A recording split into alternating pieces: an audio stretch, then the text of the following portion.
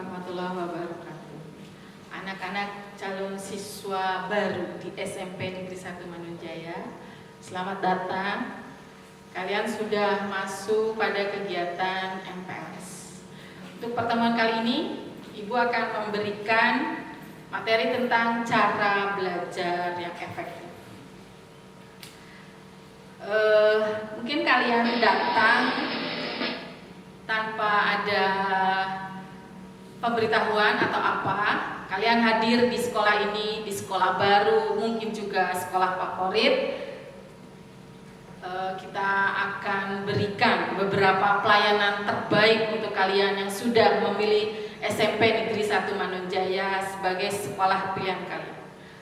Ibu masuk kepada materi yang sebenarnya.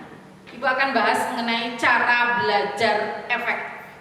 Sebelum masuk ke sana, Ibu ingin tahu dulu, apa kalian tahu apa itu arti belajar sendiri?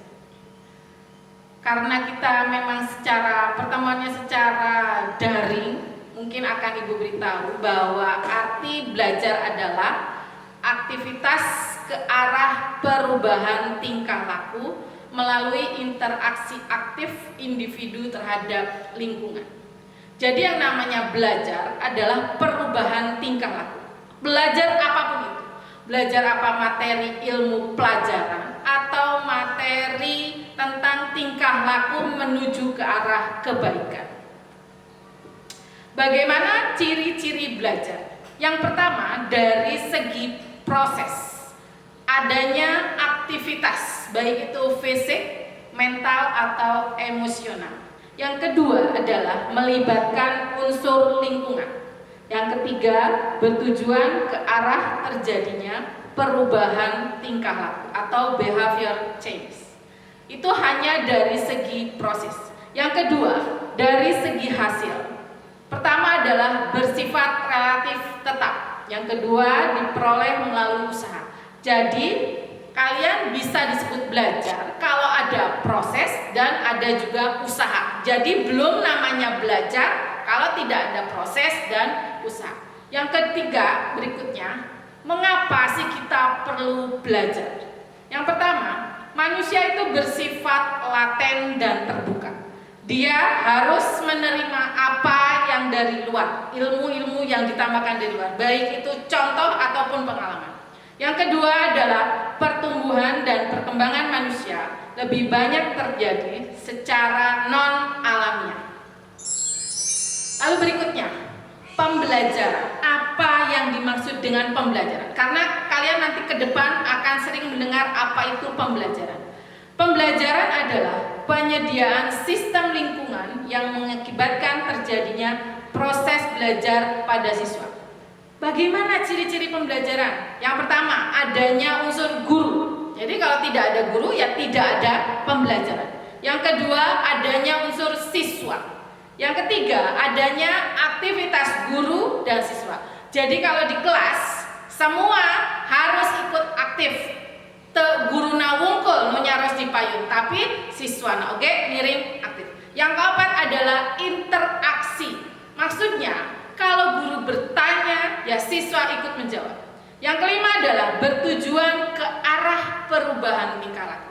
Percuma kalau kita belajar 3 tahun tapi kalian tidak ada perubahan. Datang dari SD ke SMP seperti itu, jarang sholat, misalnya setelah 3 tahun di SMP kalian tetap jarang sholat, itu berarti pelajaran yang percuma. Yang keenam adalah proses dan hasil yang terencana.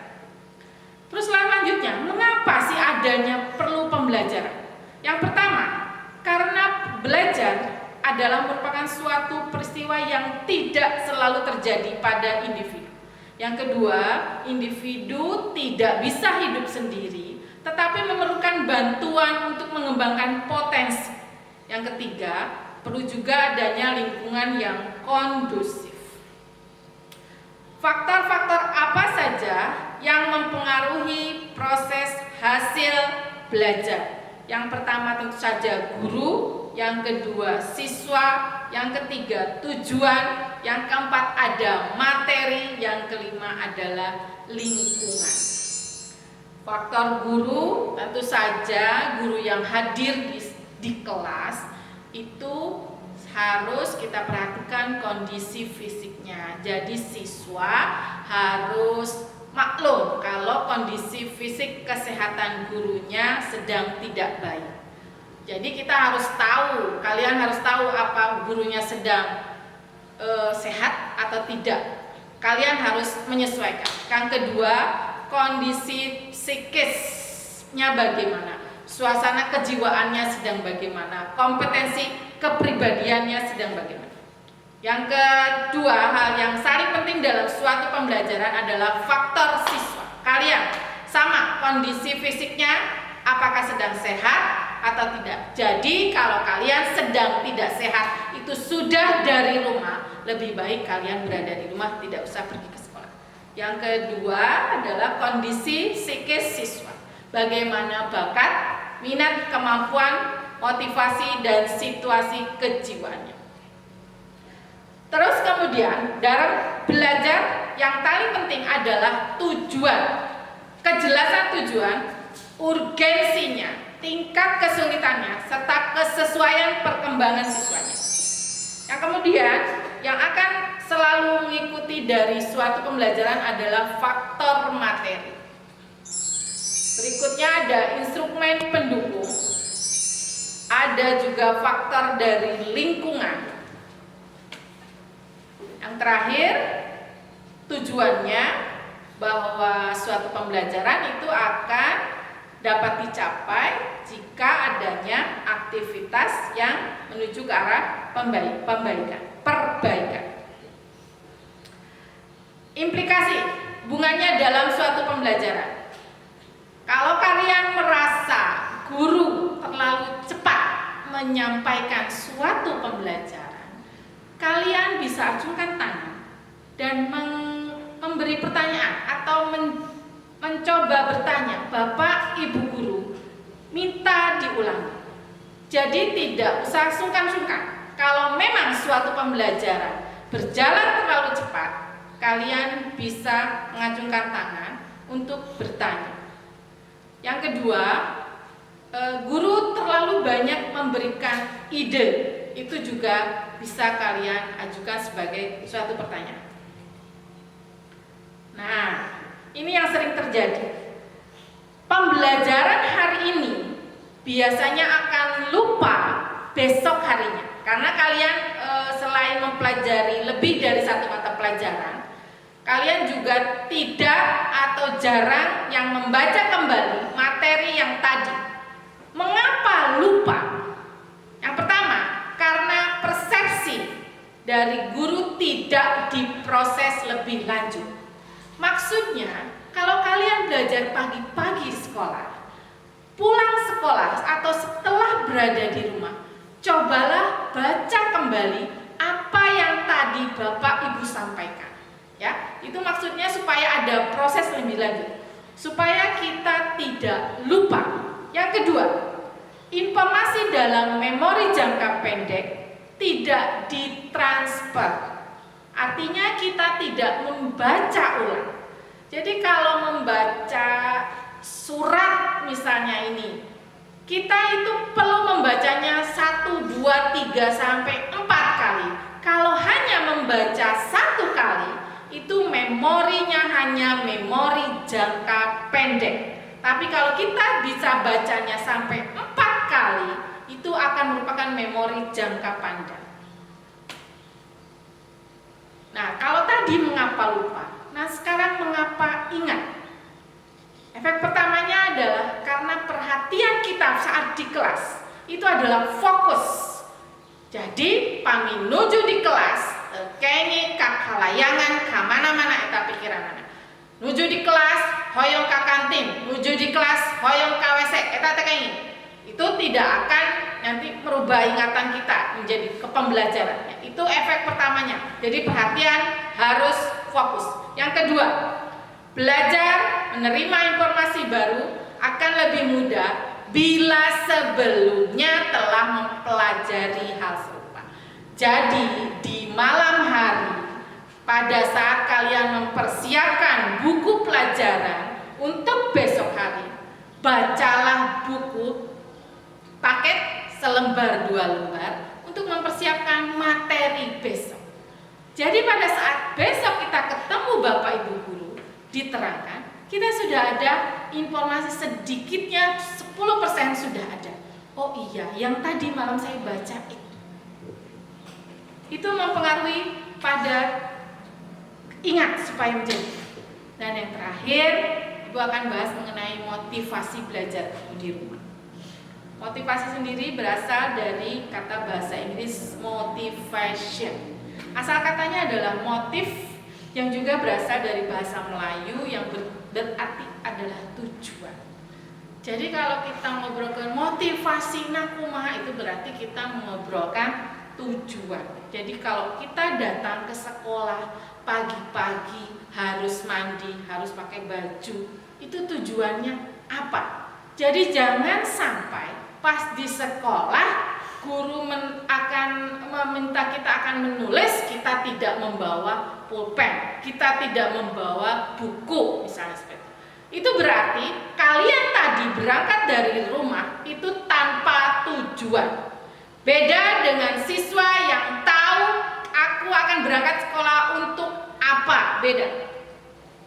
Yang kedua, ada beberapa kasus bahwa jika beberapa siswa tetap semangat mengikuti pelajaran di awal, tapi tidak semangat untuk mengikuti pelajaran di akhir. Itu juga ada. Yang kedua kasusnya adalah beberapa siswa bekerja keras untuk mengerjakan, tapi beberapa siswa yang lain asik bermain. Dan yang ketiga kasusnya adalah terdapat siswa yang tidak puas dengan nilainya sendiri. Sekarang faktor-faktor yang mempengaruhi motivasi belajar adalah kepribadian siswa. Yang kedua adalah kemampuan.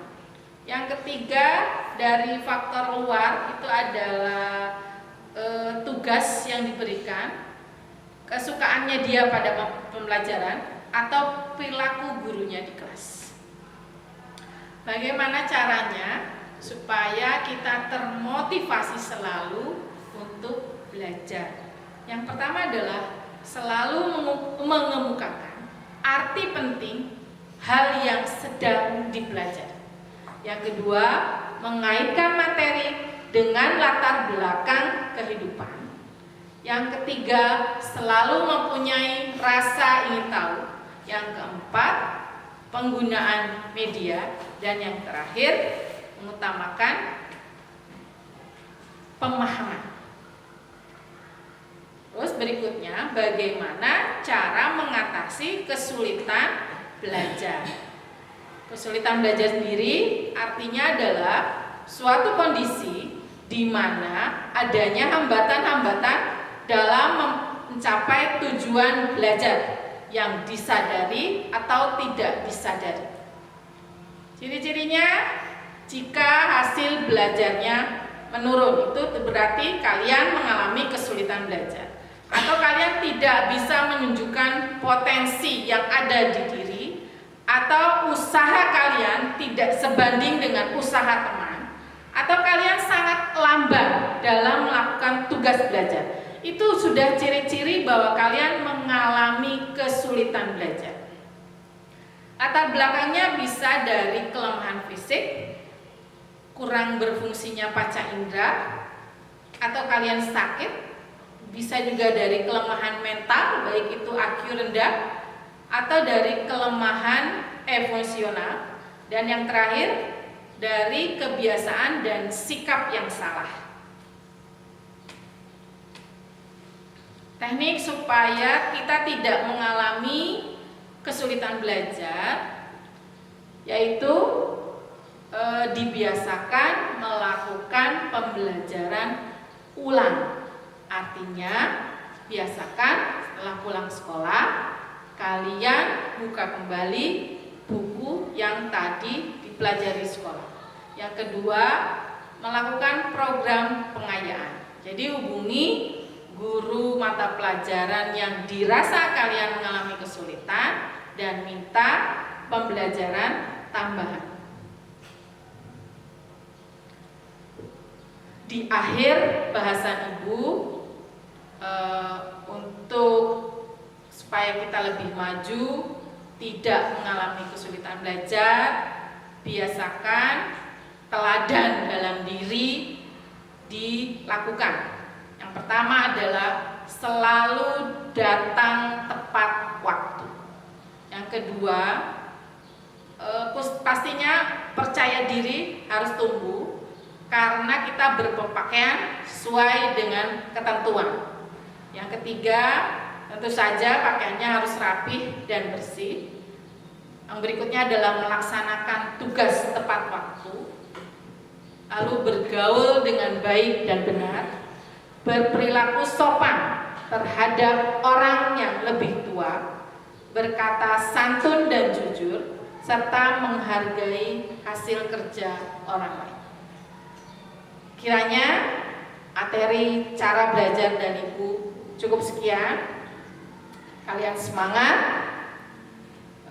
Nanti setelah sudah diketuk palu bahwa kalian menjadi benar-benar siswa SMP Negeri 1 Manunjaya, kita belajar bersama, maju bersama, sukses bersama.